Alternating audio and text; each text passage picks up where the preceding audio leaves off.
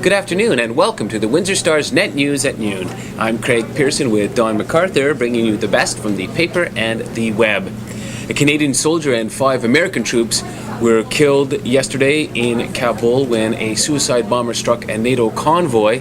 12 Afghan civilians were also killed and 20 vehicles were wrecked. The soldier was the 145th Canadian soldier killed in Afghanistan since 2002. Okay, and 62 City of Windsor childcare workers are going to get their layoff notices next week after Council last night reaffirmed a decision first made in February to close 9 municipally operated daycare centres. Now, these layoffs are expected to set off a wave of bumping throughout the administration that's going to last for years, and some fear is going to lead to some talented young folks sort of getting bumped off and losing their jobs. So we have a video online of QP leader Jean Fox talking about the decision last night, as well as Helga Rydell offering it up from the city's perspective. Make sure you check those out. You were live blogging the council meeting last night. Living the dream. Living the dream. Wasn't there sort of an odd thing that happened last night? Or?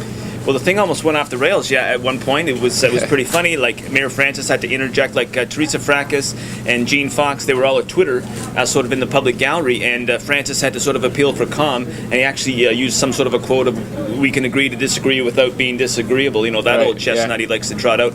Anyway, he sort of asks him what's going on, and Teresa Fracas alleges that Councillor Gignac flipped her the bird, gave her the finger, whether it was kind of one of those or I don't know. Right. We're going to be following it up today, but she alleges that Gignac gave her the finger, but she does often kind of sit here like this as she's mulling the issues of the day. But anyway, it was a little excitement during the live chat. You can read all about it. It's still online.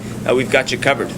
Police are advising senior citizens to travel in pairs after an 89-year-old woman was attacked from behind Monday while waiting for the bus on Wyandotte Street East. She did suffer a laceration to her head, so you can check that out online. Exactly. It was our photographic intern who got that the photo. Good for him. Some Charlie hustle there. Anyway, guys, call it Lava Life for local pets. The Windsor Essex Humane Society has launched this new program that aims to sort of hook up cats and dogs with owners with similar personalities.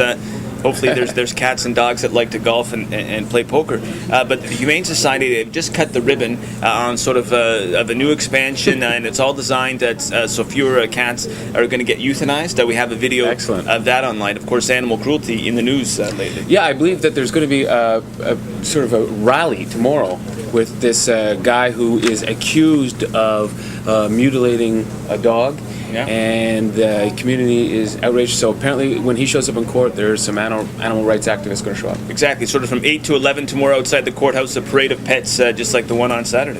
An OPP officer who was clocked driving 157 kilometers an hour on a Kingsville road has pleaded guilty to driving 60 kilometers over the speed limit. He was fined $715 in provincial court. Okay, folks, and a booze ban is in effect this long weekend at Wheatley and Rondo provincial parks. If they bust you with booze inside the park, you could be charged, and you could also be evicted from the park for 72 hours. So if you're going to drink alcohol in provincial parks, folks, drink it out of big gulp cups. Be careful out there. You heard it from Don McArthur here first.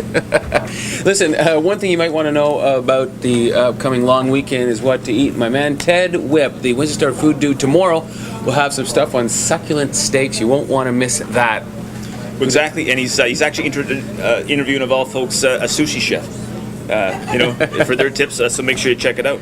Okay, in sports, with the NHL, Yaroslav Halak, the Habs goalie, he bounced back after subpar games against Pittsburgh and also against Washington, and Coach Jacques Martin hopes he's going to do it again tonight. He's getting the nods against the Philadelphia Flyers, who are just on a tear. Of course, they're up 1-0 in the series. The Habs are on the road, and they got to win tonight, otherwise they're going to be down too. Right. The Spits trounced the Calgary Hitmen 6-2 last night, and I guess they secured themselves a berth in the Memorial Cup final. Exactly. That's going Sunday, and again, that was quite the buzz at Council last night. There was live chats all over the place. There was a Spitz live chat. There was a Council live chat. I was in on both. I was giving the Councilors live scores. Surprise, surprise, they're Spitz fans. But anyway, Taylor Hall had 2 goals last night. He's on a tear. He scored 2 goals. Of course, in that opening game as well, where his goal was TSN's highlight of the night. Not junior hockey highlight of the night, but TSN's highlight of the night for all sports. And they're in action tonight against the Moncton Wildcats. And we're going to be live blogging it for you at beginning at about 8 p.m. Jim Parker's on the road with the boys. Excellent. That's it. That is it. All right, folks. Live blog tonight, online and on your porch. We're the Windsor Star.